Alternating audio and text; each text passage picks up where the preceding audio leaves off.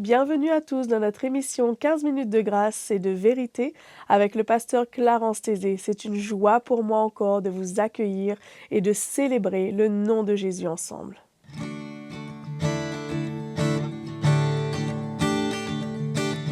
Je viens devant toi, Seigneur. Aujourd'hui, je ne désire qu'une seule chose, te dire merci, te dire merci pour ce que tu m'as donné,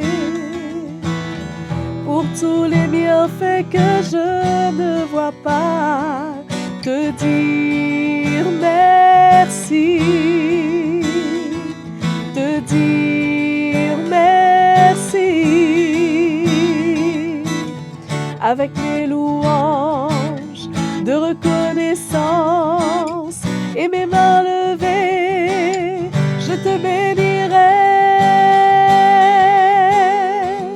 te dire merci, oui je veux te dire merci, te dire merci, oui je veux te dire merci, merci Seigneur, merci Seigneur.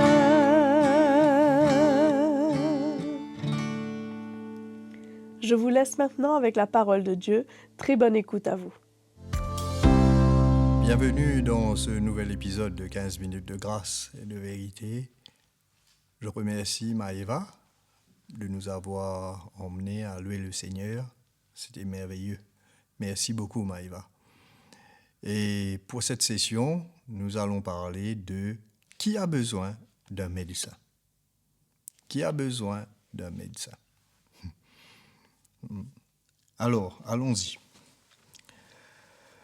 Dans Luc, chapitre 5, au verset 27, nous lisons. Après cela, Jésus sortit et il vit un publicain nommé Lévi, assis au bureau des péages. Il lui dit « Suis-moi ». Et laissant tout, il se leva et le suivit. Lévi lui donna un grand festin dans sa maison. Et beaucoup de publicains et d'autres personnes étaient à table avec eux. Les pharisiens, les scribes, murmurèrent et dirent à ses disciples, « Pourquoi mangez-vous et buvez-vous avec les publicains et les gens de mauvaise vie ?» Jésus, prenant la parole, leur dit, « Ce ne sont pas ceux qui se portent bien qui ont besoin de médecins, mais les malades. Je ne suis pas venu appeler à la repentance des justes, mais des pécheurs. » Mes amis, nous voyons dans ce passage quelque chose de très très important. Je viens de vous dire que, en commençant la question, le titre même, sous forme de question, qui a besoin de médecins? Et quand le Seigneur Jésus parle ici et répond plutôt aux pharisiens, il dit lui-même, ce ne sont pas ceux qui se portent bien qui ont besoin de médecins, mais les malades. Il faut qu'on fasse très attention, nous-mêmes, qui avons connu le Seigneur et qui marchent avec lui, et qui ont persévéré avec lui, que nous n'oublions pas que fut un temps, nous étions pécheurs. Que si nous sommes arrivés à être un enfant de Dieu aujourd'hui et que nous avons fait la paix avec Dieu, fut un temps, nous avons réalisé notre état de pécheur, que nous n'avions pas la paix avec Dieu, que nous étions des rebelles, pécheurs, voués à l'enfer, à la damnation éternelle. Nous étions morts spirituellement, loin de Dieu, ennemis de Dieu. Mais comment? Par la conviction de l'Esprit Saint. Appelons ça aussi par la grâce de Dieu qui nous a permis de pouvoir être convaincus dans notre cœur concernant notre état de pécheur. Et en entendant l'Évangile, en entendant ce que Jésus, l'œuvre de la croix de Jésus, ce qu'il a accompli de par ses souffrances, sa mort, sa résurrection, comment il nous a justifiés, nous pécheurs que nous étions. Il a lavé nos péchés et il nous a permis de devenir des enfants de Dieu, des justes, des enfants de Dieu. Et aujourd'hui, si nous sommes là, ce n'est pas par nos mérites, mais uniquement par sa grâce. La parole de Dieu nous dit que ceux qu'il a connus d'avance, il les a aussi prédestinés à être semblables à l'image de son Fils. Et ceux qu'il s'est choisis, il les a aussi justifiés. Il nous a rendus justes. Donc, aujourd'hui, nous marchons en tant que justes, mais nous n'avons pas été justes toute notre vie. Et nous marchons aussi en étant justes, mais nous savons aussi que nous bronchons et que nous ne sommes pas parfaits et que, de plusieurs manières, nous bronchons de plusieurs manières, oui, voilà. Parce que nous sommes encore dans une chair semblable à celle du péché. Voilà pourquoi nous devons continuellement marcher, avancer et laisser le Seigneur faire son œuvre de sanctification dans notre vie, afin que c'est de plus en plus Christ qui vit en nous et de moins en moins de nous-mêmes. D'où l'expression que nous connaissons, nous devons mourir à nous-mêmes chaque jour et laisser Christ croître en nous. Donc, ce que Jésus a dit, si quelqu'un veut être mon disciple, il faut qu'il se renie lui-même, qu'il se charge chaque jour de sa croix et qu'il le suive. Dans ce passage que nous venons lire, nous voyons un publicain nommé Lévi. Ce n'était pas un pharisien. Lui aussi, c'était Israël, c'était le peuple juif. Il faisait partie du peuple juif. Mais il vivait sa vie. Il était attaché, il travaillait comme fonctionnaire pour les Romains et il collectait les impôts. Et les pharisiens, qui eux se considéraient comme les garants de la loi, de la religion, et qui voulaient que tout le monde marche comme eux, purs. Mais malheureusement, c'était leur propre justice qu'ils recherchaient. Et pour eux, l'observation totale de la loi était plus importante que l'être humain. Et nous savons nous-mêmes combien Jésus, durant tout son ministère, il les a confrontés en les appelant les hypocrites aussi. Et nous allons voir leur cœur. Quand Jésus est venu chez Lévi, parce que Lévi a donné un grand festin, il a invité Jésus à venir, et Jésus était là avec ses disciples, mais les pharisiens étaient outrés, les scribes. Au fait, quand il dit murmurer, vous savez, dans la parole de Dieu, quand il parle ainsi, ils murmuraient, c'est pas qu'ils étaient en train de parler tranquillement ou doucement, non, au fait, c'était un grand bruit, quand le peuple de Dieu murmurait. Au fait, ils étaient scandalisés, voilà. Et comment se fait-il? Pourquoi? Et ils cherchaient des points pour accuser le Seigneur, parce que ça ne se faisait pas, selon eux, qu'un rabbin, comme des fois ils appellent le Seigneur Jésus, un enseignant de la loi, quelqu'un qui se dit envoyé de Dieu. Pourquoi mangez-vous et buvez-vous avec des publicains? Et écoutez bien, les gens de mauvaise vie. Et au fait, ces gens de mauvaise vie, c'est parce que c'est ce qu'ils voyaient, eux. C'est ce qui était devant eux. Parce qu'ils n'étaient pas dans le même moule qu'eux. Ils ne jeûnaient pas, comme selon l'autre parabole, là, plusieurs fois par semaine, comme eux. Ils ne donnaient pas la dîme de leurs revenus. Nous savons dans l'histoire où deux hommes montent au temple, et le pharisien qui vient devant, il se frappe la poitrine, mais pour justement faire l'éloge de lui-même.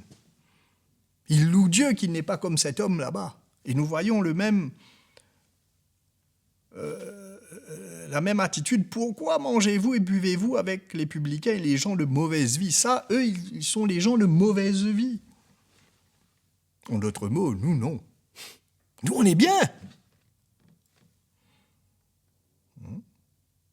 Alors que le publicain, dans l'autre histoire, lui, il se frappe la poitrine, pas pour se vanter, mais parce qu'il était convaincu, il savait son état. Seigneur, aie pitié de moi, je suis pécheur. Il reconnaît son état. Et combien de gens qui sont pécheurs, ils ne peuvent pas s'en sortir? Qui peut se sauver lui-même? Qui peut se sauver de son état, si ce n'est celui à qui Dieu fait grâce? Mais pour les pharisiens, pour eux, c'est leurs œuvres. C'est leurs œuvres qui les sauvent. C'est pour cela nous réalisons là. Voilà pourquoi ils vont dire, pourquoi mangez-vous et buvez-vous avec les publicains et les gens de mauvaise vie? Qui nous qualifions des gens de mauvaise vie? Si nous savons, mes frères et sœurs, où nous sommes sortis, nous allons bénir le Seigneur. Merci Seigneur de m'avoir sauvé. Merci que je ne pratique plus ces choses. Et pour ceux qui sont encore dedans, ayons une attitude mêlée de crainte et aussi de reconnaissance envers Dieu, de nous avoir sauvés, mais qu'il puisse aussi sauver les autres, ceux qui sont encore dedans. Et Jésus va venir va leur dire, ce ne sont pas ceux qui se portent bien qui ont besoin de médecins. Moi, je suis venu pour sauver les pécheurs. Mais vous n'êtes pas pécheurs, parce que vos œuvres, entre guillemets, vos bonnes œuvres, sont suffisantes pour vous. Mais moi, je suis venu selon la parole de Dieu. Car Dieu a tant aimé le monde qu'il a donné son Fils unique, afin que quiconque croit en lui ne périsse point, mais qu'il ait la vie éternelle. Qu'il croit. Donc c'est par la foi, pas par ses œuvres. Parce que qui peut être sauvé? On ne peut même pas, même les pharisiens ne pouvaient même pas obéir à la loi. Et Jésus les a coincés plusieurs fois. Quand il parle de, par exemple, tu ne commettras pas d'adultère. Mais pour eux, c'était facile de ne pas commettre l'adultère. Parce que c'était ce qu'on voyait. Par exemple, c'est normal, il est toujours avec sa femme depuis 40 ans, son épouse depuis 40 ans, 50 ans. Il a fêté plusieurs noces, plusieurs jubilés. Et voilà, la même épouse tout le temps. Mais Jésus va venir et va lancer un défi et qui va les atteindre droit au cœur, parce que c'est au cœur qu'il va y aller, pas dans les œuvres. Et il va leur dire, mais moi je vous dis, celui qui a regardé et qui a convoité dans son cœur a déjà commis l'adultère. Et sur ce point, qui peut être sauvé là? Voilà pourquoi, ça c'est un exemple, voilà pourquoi, mes amis, reconnaissons notre état devant le Seigneur. Nous avons été sauvés, mais il y a encore des choses à faire dans notre vie. Et aussi longtemps que nous avons un cœur humble, reconnaissant envers Dieu pour le salut qu'il nous a donné, réalisons que nous avons besoin que le Saint-Esprit, que Jésus aussi nous a donné, puisse faire son œuvre et toujours convaincre notre cœur de notre état de pécheur quand nous péchons, de ce qui doit se faire dans notre vie quand Dieu veut nous emmener plus devant, des choses que nous devons délaisser dans notre vie pour pouvoir accueillir ce que Dieu veut emmener dans notre vie. Mais si nous croyons que nous sommes arrivés, on se met à juger les autres par rapport à nos performances. Parce que nous servons le Seigneur, nous faisons fausse route. Nous avons oublié que nous avons besoin de médecins. Mais ceux qui ont besoin de médecins, ils iront chercher le remède, parce qu'ils savent qu'ils sont malades. Ils savent qu'ils ont besoin continuellement de recevoir quelque chose qui va leur permettre de pouvoir continuer. C'est ce que j'ai besoin, c'est ce que nous avons besoin. On a pu faire des grandes choses pour le Seigneur, mais c'est lui qui l'a fait, au travers de nous. Mais il y a encore des choses à faire. Alors allons-y, j'ai bien besoin de médecins moi-même. Vous avez besoin, nous avons besoin, et continuons à avoir notre besoin de médecins. Quand il est venu pour appeler à la repentance des... il n'est pas venu pour appeler à la repentance des justes, mais des pécheurs. Voyez cela? Alors, je ne suis pas encore arrivé, j'ai besoin de lui. Merci, je vous retrouve à la prochaine fois. Que Dieu vous bénisse. Nous vous remercions d'avoir été avec nous. Je suis sûre que vous avez été pleinement bénis. Aimez et partagez cette vidéo. N'oubliez pas, cliquez sur la petite cloche pour recevoir toutes les notifications.